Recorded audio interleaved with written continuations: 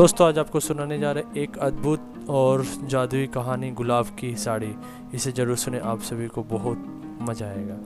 बहुत समय पहले की बात है। एक छोटे से गांव में राधा नाम की एक लड़की रहती थी। राधा की सादगी और खूबसूरती पूरे गांव में प्रसिद्ध थी। वह हमेशा अपनी माँ के साथ खेतों में काम करती और परिवार की देखभाल करती। उसकी माँ एक शानदार नज़रिया और साहस की मिसाल थी। एक दिन उसकी माँ ने उसे अपनी पुरानी गुलाबी साड़ी दी और कहा, ये साड़ी हमारी परिवार की धरोहर है, इसे अच्छे से रखना। राधा ने साड़ी को बहुत ही स्नेह से संभाल कर रखा। वही साड़ी उसकी माँ की थी और उससे भी पहले उसकी दादी की। लेकिन राधा को इस बात का बिल्कुल भी अंदाज़ा नहीं था कि यह साड़ी केवल एक साधारण साड़ी नहीं थी बल्कि जादुई थी। एक रात जब राधा सो रही थी, उसे एक अजीब सपना आया। उसने देखा कि उस साड़ी के चारों ओर एक हल्की रोशनी फैली हुई थी और साड़ी से सुनहरी चमक आ रही थी। अचानक एक परी उसकी साड़ी से प्रकट हुई और बोली, राधा, ये साड़ी जादुई है, इसका प्रयोग तुम्हारे जीवन में खुशियाँ और समृद्धि लाने के लिए कर सकती हो। बहुत समय पहले एक छोटे से गांव में राधा नाम की एक लड़की रहती थी। राधा की सादगी और खूबसूरती पूरे गांव में प्रसिद्ध थी। वो हमेशा अपनी माँ के साथ खेतों में काम करती और परिवार की देखभाल करती। उसकी माँ एक शानदार नज़रिया और साहसी की मिसाल थी। एक दिन उसकी माँ ने उसे अपनी पुरानी गुलाबी साड़ी दी और कहा, यह साड़ी हमारे परिवार का धरोहर है, इसे अच्छे से रखना। राधा ने उस साड़ी को बहुत ही स्नेह से संभाल कर रखा।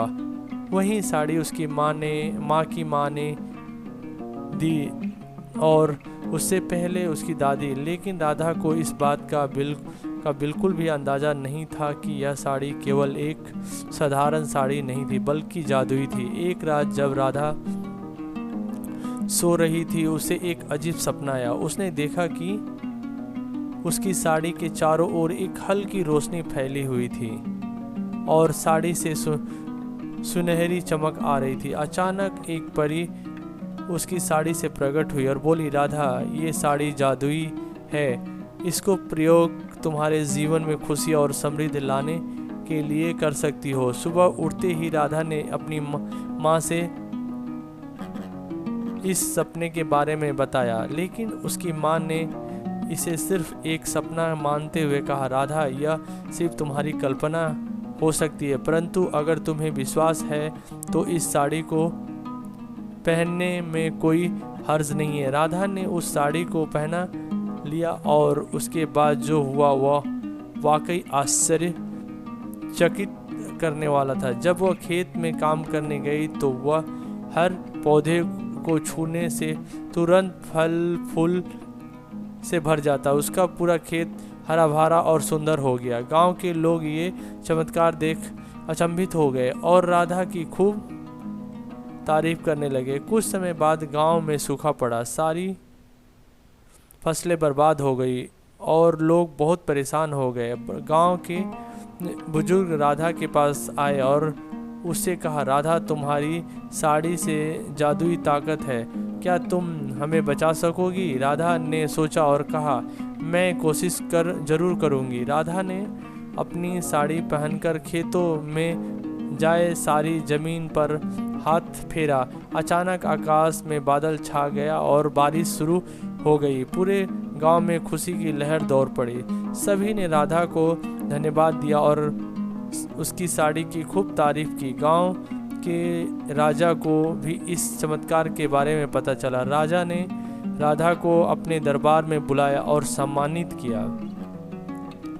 राजा ने राधा से कहा, तुम्हारी इस साड़ी ने हमारी प्रजा की जीवन को खुशहाल बना दिया है, तुम सच में एक महान आत्मा हो। राधा ने उस साड़ी का केवल लोगों की भलाई के लिए इस्तेमाल किया। वह समझ गई थी कि साड़ी की ताकत से सिर्फ अपने लाभ के लिए कुछ कैसे किया जाए, यह ही नहीं बल्कि दूसरे की मदद करने का भी मौका मिलता है।